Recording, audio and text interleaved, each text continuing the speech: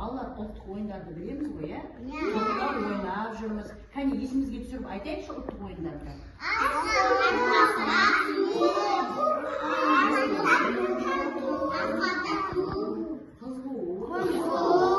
Ой, жарайсыңдар балалар, сендер жақсы біледі екенсіңдер. Ал балалар бүгінгі ойнайтын ұлттық ойынымыз ол теңге ілу деп аталады балалар. Қазір мен сендерге балалар бұл ойынды түсіндіріп жіберемін. Балалар, бұл ойын екі ойыншы ортаға шығады, шеңберге теңгені қоямыз, музыка әуенімен балалар ойнаймыз. Мына екі ойыншы шығып, атқа мініп, музыка қосылған кезде жүгіреді, музыка аяқталған кезде тоқтап теңгені алады.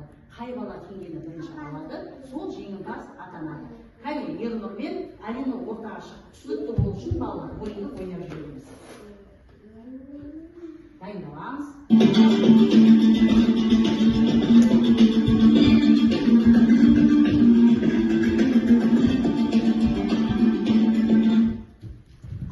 Ой, жарайсың, Ернұр. Ернұр теңгені алып алды.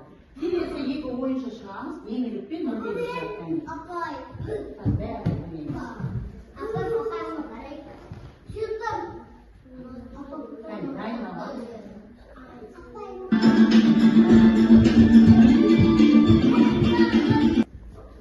Ой, жарайсың, Нұрбек. Молодец, Нұрбек, жарайсың. Ал, балалар. Тағы да бір ойыншы шықсын, кәне. Жаннұр мен Раяна шықсындар ортаға.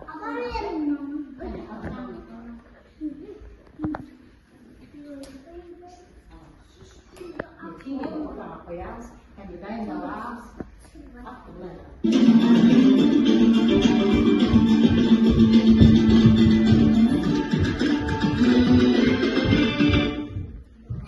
Ой, жарайсың.